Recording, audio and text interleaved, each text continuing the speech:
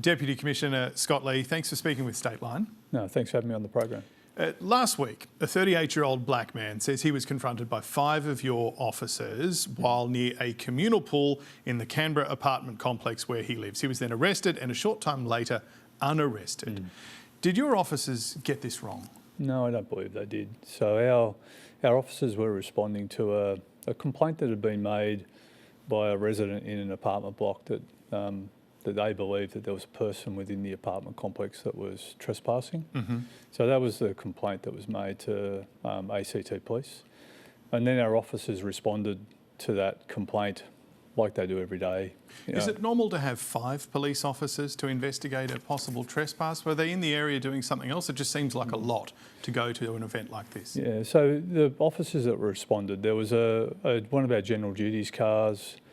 There was another van that can transport offenders if required, and then the other officer that responded was the supervising sergeant. So, in terms of the police that actually engaged with this man inside the apartment block, there were initially 3 members, but then that was 2 members that obviously engaged with him, and then obviously the arrest was effected.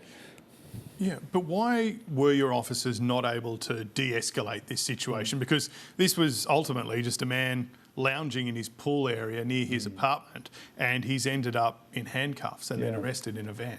Yeah, certainly our members sought to negotiate with this man, and they certainly did that, sought to de-escalate the situation, and we were really very much around responding to the complaint in relation to the trespass, engaged with the man, and obviously he had, I think as I've said before, he had obviously keys that he said were for an apartment. He advised that he lived in the apartment complex, and then our members simply asked the man to provide them with further proof that he was a resident in the complex, including showing them some identification. The man then escalated in his behaviour, and our officers then made a decision. They had suspicion that the man may be trespassing, so they arrested him and then obviously made further inquiries. But that decision to arrest was based on the man's behaviour and his conduct. So you're comfortable with what happened? I'm comfortable with what happened, but obviously, certainly our officers, I've had the body-worn camera footage reviewed by 2 experienced commanders, and their advice to me is they're comfortable with and it was appropriate in terms of what our members did. But obviously we've had a complaint that's been received through our complaint management process. So while I'm comfortable with what our members did, we'll also be subject now to an independent review. While this man was under arrest, did your officers search his house, and are you sure that they actually had consent to do that? And what did they do when they were inside his house? So our members spoke to the man when he was arrested and asked if he had identification that was in his house. The man advised that he did have identification in his house, and they asked him if he consented to them entering the premises, which he did. And they then entered the apartment, which was filmed, so their body-worn cameras were still recording when they were in his premises. There would seem to be one really simple way to get more clarity on this, and that would be to release the body-worn camera vision of this. Why won't you release it publicly? Then everyone can make up their minds, because at the moment we've got a black man who says he was harassed effectively by his pool and unfairly arrested, and you're saying now that it was by the book. Releasing of the body-worn cameras is not something that we ordinarily do.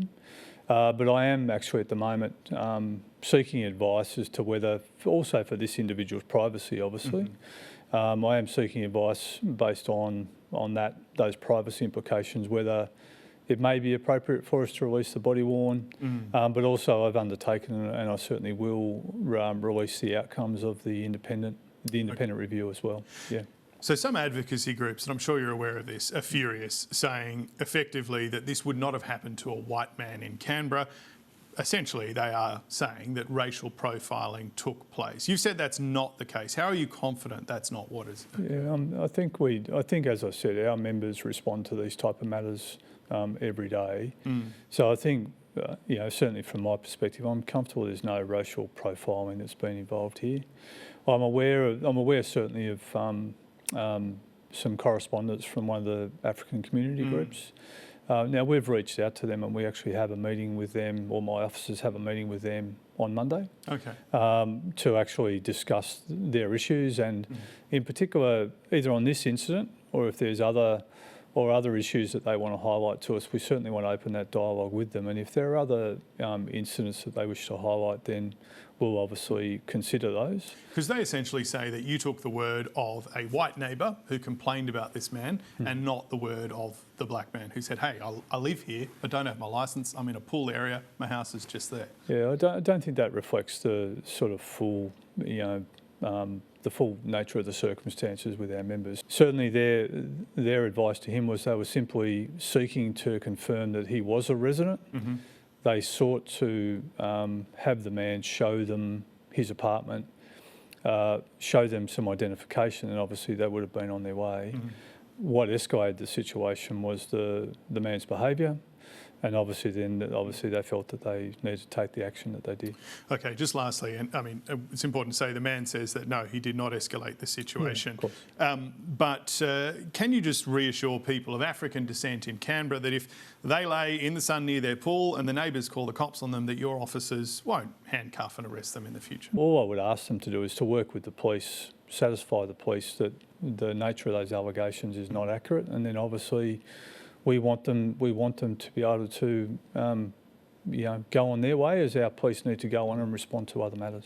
Yeah. Let's just go to another issue. This week there have been protests at Parliament House, and the Prime Minister, Opposition Leader and also the RSL have all been angered that war memorials and other sites in Canberra have been vandalised with pro-Palestinian slogans. Do you expect to make arrests associated with some of this vandalism? Yes, we do. So it's been a priority investigation for us since the beginning of the year, where we've had a number of sites around Canberra that have been vandalised, including here at your studios in the ABC. Mm-hmm. So certainly that's been an investigation that's been underway for some time. We executed a search warrant a little bit over a week ago now in relation to that investigation, where we arrested a person, and that person will now be proceeded with by summons in relation to one of those incidents. But certainly the investigation is ongoing. We do expect to lay more charges in relation to additional people and also in relation to additional incidents as well. Deputy Commissioner Scott Lee, thank you so much for speaking with Stateline. Thanks very much.